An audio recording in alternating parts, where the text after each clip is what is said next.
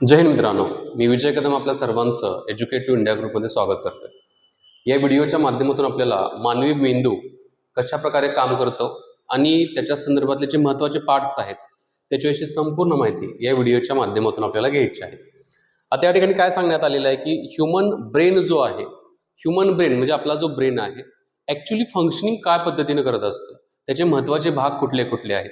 या ठिकाणी जर तुम्ही बघितलं तर मानवी मेंदूचे एकूण जर भाग बघितले तर किती आहेत? 4 भाग आहेत. मराठीमध्ये ते देण्यात आलेले आहेत. मराठीमध्ये ते मी सगळे एक्सप्लेन पण केलेले आहेत. पहिला जो आहे तो आहे प्रमस्तिष्क. प्रमस्तिष्क म्हणजे आपला जो मेंदूचा जो वरचा भाग आहे तो प्रमस्तिष्क म्हणण्यात आलेला आहे. सेकंड नंबरचा जो आहे तो मस्तिष्क स्तंभ असं म्हणण्यात आलेला आहे. दुसऱ्या नंबरचा इम्पॉर्टंट जो पार्ट आहे आपल्या ब्रेनचा तो मस्तिष्क स्तंभ असं म्हणण्यात आलेला आहे. तिसरा जो आहे तो निमस्तिष्क असं म्हणण्यात आलेला आहे. थर्ड पार्ट कुठला आहे तर निमस्तिष्क म्हणण्यात आलेला आहे. आणि फोर्थ जो आहे, चौथ्या नंबरचा जो आहे तो मेरुरज्जू असं म्हणण्यात आलेला आहे. आता एक्झॅक्टली काय आहे म्हणजे ह्युमन जे काही ब्रेनचे जे हे पार्ट मेन्शन करण्यात आलेले आहेत ना, याच्या बाबतीमध्ये एक्झॅक्टली काय आहे ते आपल्याला काय करायचं आहे तर वन बाय वन आपल्याला समजून घ्यायचं आहे. आता या ठिकाणी आपण बघितलं मानवी मेंदूच्या बाबतीमध्ये माहितीच्या बेसिसवरती बघितलं तर एक्झॅक्टली ह्युमन ब्रेन वर्किंग कशा पद्धतीने करतो इथं सांगण्यात आलेलं आहे. आता एक एक मुद्दा आपण काय करूया तर व्यवस्थित समजून घेऊया. आता मानवी मेंदूची जी कार्य आहेत, कार्यामध्ये काय मेन्शन केलेलं आहे की आपण माणसाचा जो मेंदू आहे हा मेंदू एक्झॅक्टली केंद्रीय मज्जासंस्थेचा प्रमुख भाग असतो.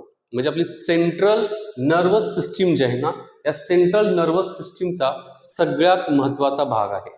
आता सेंट्रल नर्वस सिस्टीमचं एक्झॅक्टली काम काय राहतं तर बऱ्याच गोष्टी म्हणजे आपल्या ब्रेनच्या बाबतीमधील बऱ्याच गोष्टी ज्या असतील आपल्या शरीराच्या संदर्भातल्या त्या ब्रेनच्या माध्यमातून काय केलं जातं ड्राईव्ह केले जातात. जसं की एखाद्या गाडीचं इंजिन असतं ना, तशाच प्रकारे आपला मेंदू जो आहे आपल्या सगळ्या शरीराचं इंजिन म्हणून काम करत असतं.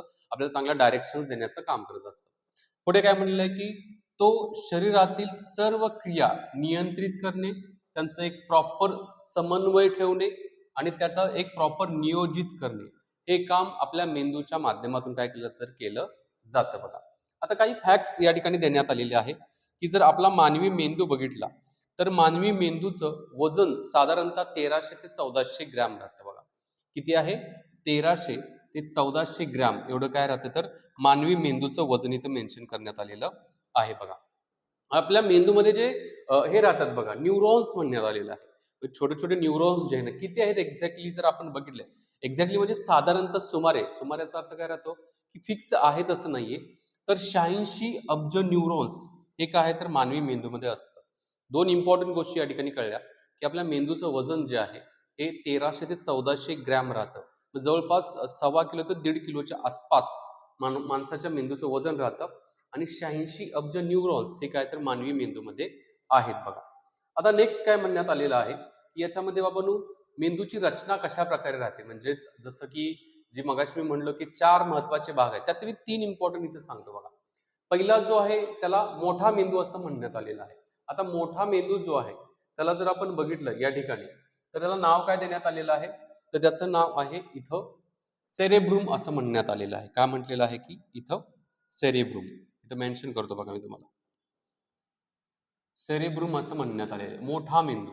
आता माणसाचा जो मोठा मेंदू आहे, मेंदूचा सर्वात मोठा भाग आहे, जवळपास 80% मेंदूचा भाग याच्यामध्ये कंप्लीट होत असतो बघा, 80% आहे. आता या मोठ्या मेंदूचं एक्झॅक्टली काम काय राहतं बघा. एक मुख्य कार्य मी म्हणेल, मोठ्या मेंदूची मुख्य कार्य कोणती कोणती आहेत जर या ठिकाणी तुम्ही बघितलं तर एक एक आपण कार्य काय ठिकाणी समजून घेऊ. आता जो आपण विचार करतो ना, हा विचार करणं हा मोठ्या मेंदूचं काम आहे, म्हणजेच सेरेब्रियमचं आहे. जर आपण आपल्या ब्रेनच्या लोकेशन मध्ये बघितलं तर मोठा मेंदू कुठला आहे हा पूर्णपणे येत आहे ना, हा मोठ्या मेंदूमध्ये येत आहे. याला काय म्हणलं सेरेब्रम असं म्हणण्यात आलेलं आहे. ओके, हा पूर्ण मोठा मेंदू आहे. एक आपण जो विचार करतो ते या मोठ्या मेंदूच्या माध्यमातून केलं जातं. दुसरं आपली जी बुद्धिमत्ता असते, सेकंड नंबर बुद्धिमत्ता, ती सगळी काय त्याच्या मोठ्या मेंदूच्या आधारावरती असते बघा. त्याच्यानंतर स्मरणशक्ती मेमरी म्हणतो, निर्णय क्षमता असेल, भावना इमोशन्स आपण ज्या जनरेट होतात, इमोशन जे आपण व्यक्त करत असतो ना ते इथं जनरेट होत असतं. आपला जो भाग आहे ना ह्याच्यामध्ये इथे जनरेट होत असतं. नंतर व्हॉलंटरी मुवमेंट्स जे असतील ना, ऐच्छिक हालचाली या पण याच्यामध्ये होतात. नंतर उजवा गोलार्ध, आता याचे 2 भाग होतात मोठ्या मेंदूचे, 2 भाग. आता मी जर माझा ब्रेन घेतला तर हा उजवा आणि हा डावा असे काय केले जाते, 2 भाग करण्यात आलेले आहेत. उजवा गोलार्ध जो आहे म्हणजेच राईट हेमिस्फिअर म्हटलेला आहे. जर मेंदूला जर असं आपण डिव्हाइड केलं, या ठिकाणी मी मेन्शन करतो बघा, अशा प्रकारे मेंदूला जर डिव्हाइड केलं तर ही मेंदूची समजा राईट हँड साईड आहे आणि लेफ्ट हँड साईड आहे. आता राईट हँड साईडचं काम काय राहतं या ठिकाणी देण्यात आलेलं आहे. एक कल्पना शक्ती असेल, कला असेल, संगीत असेल, सृजनशीलता असेल, तर हे राईट हँडला मेन्शन करण्यात आले, म्हणजेच राईट हेमिस्फिअर इकडच्या साईडला येतात. म्हणजे या गोष्टी या साईडला होत असतात, आपल्या मेंदूच्या ह्या साईडला होत असतात. आता डावा गोलार्ध लेफ्ट हेमिस्फिअर मध्ये या ठिकाणी काय होत असतं, तर या ठिकाणी तर्क असेल, गणित असेल, भाषा असेल, विश्लेषण असेल, तर ह्या गोष्टी कुठे येतात, तर डाव्या गोलार्धात येतात. म्हणजे आपली जी इमॅजिनेशन पॉवर आहे या ठिकाणी इमॅजिनेशन पॉवर येते.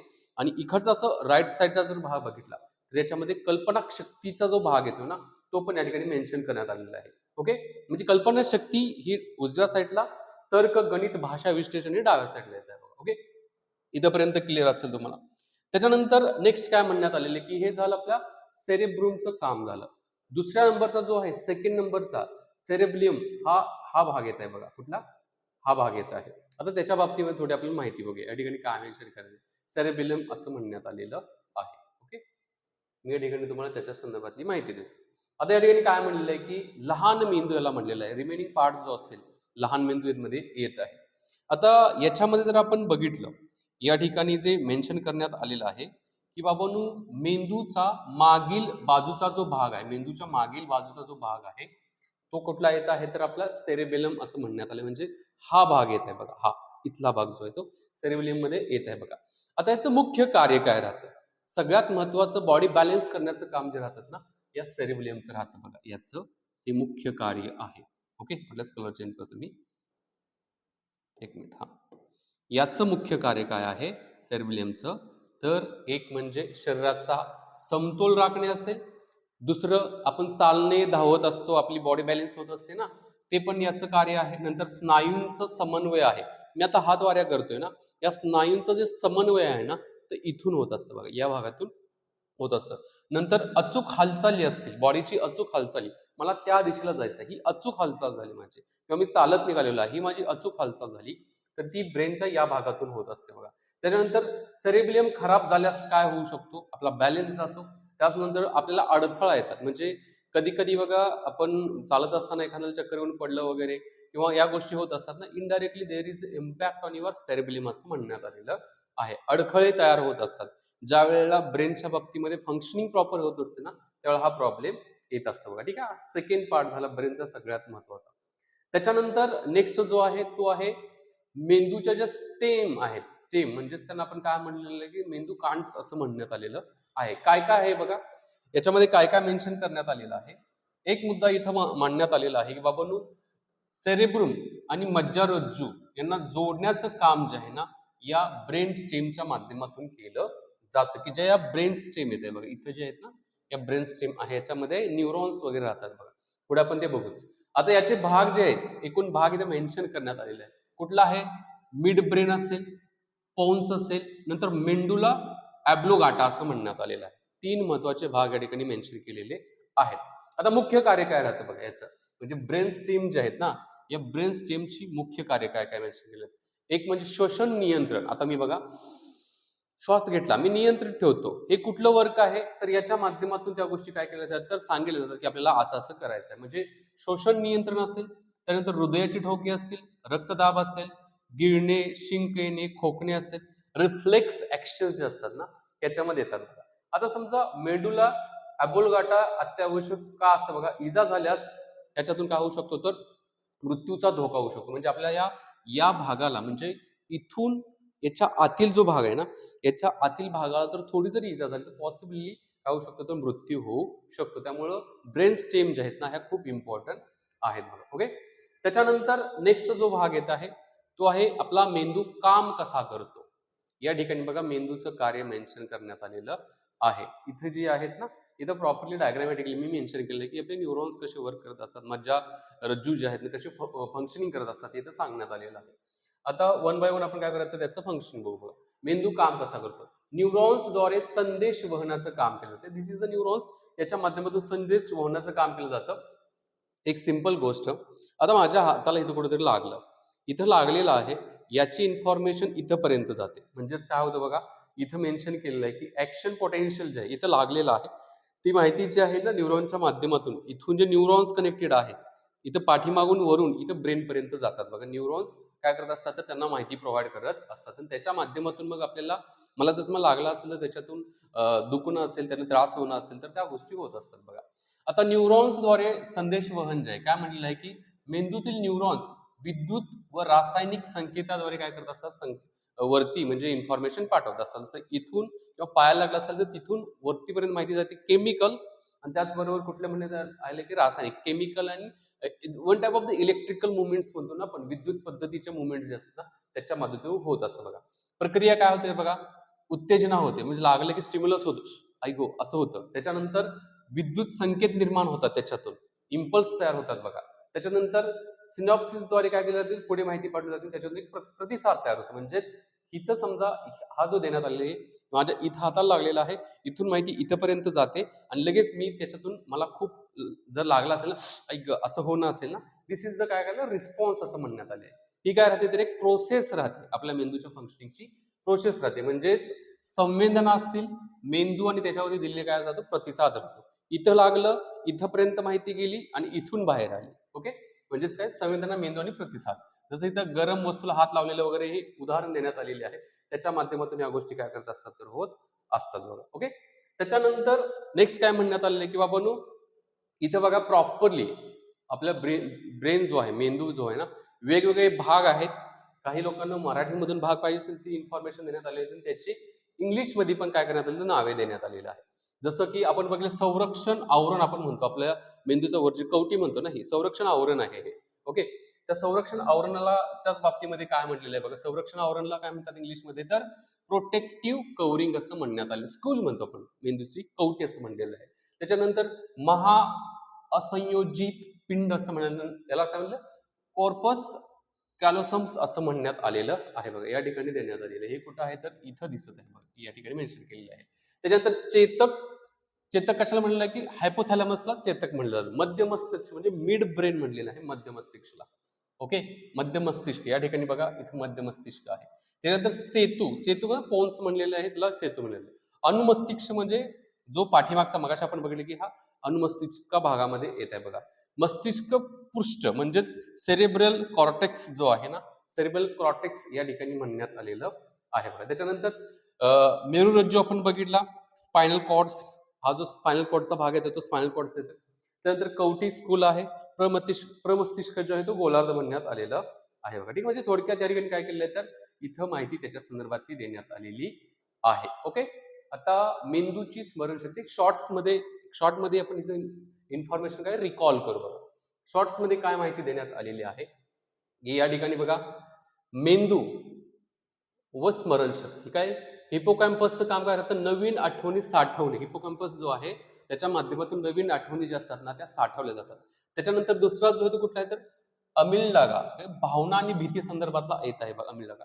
त्यानंतर कॉर्टेक्स, विचार आणि विश्लेषणाच्या बाबतीमध्ये कॉर्टेक्स येत आहे. झोपेमुळे सगळ्यात महत्वाची टीप इथे, झोपेमुळे स्मरणशक्ती वाढते. याचा अर्थ असं नाहीये की मॅक्सिमम 8 तासाची झोप सफिशियंट आहे. तुम्ही जर म्हणला 16 तास जर झोपलो तर माझी स्मरणशक्ती दुप्पट होईल, तर तसं होत नाहीये. ठीक आहे.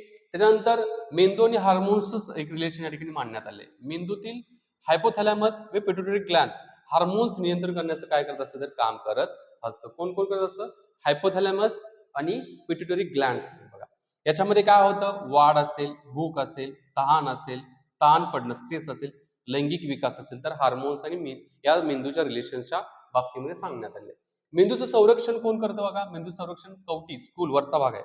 मेंदूचे आवरण आता 3 भागामध्ये असं काय करणार, डिव्हायडेशन करण्यात आले. सेरेब्रोस्पायलम द्रव्य जे CSF असं म्हणण्यात आलं आहे. त्याच्या माध्यमातून काय केलं जातं, तर आपलं संरक्षण म्हणजे कवटीच्या आतच्या साईडला जे 3 लेअर आहे त्याच्या आतल्या साईडला एक काय राहतं, तर एक द्रव्य राहतं, त्याच्या माध्यमातून एक म्हणतो ना आपण प्रॉपर फंक्शनिंग होत असतं. जरी आपण धक्का खाल्ला, वरून खाली पडलो असेल तर ते काय होतं, तर त्याच्यामध्ये बाउन्सिंग होतं. त्यामुळे लगेच डोक्याला किंवा मेंदूला इजा होऊन देत नाहीये बघा. आता परीक्षेसाठीचे महत्त्वाचे क्विक रिव्हिजनचे फॅक्ट्स मेंदूचं काम जे आहे ते नियंत्रण केंद्र आहे.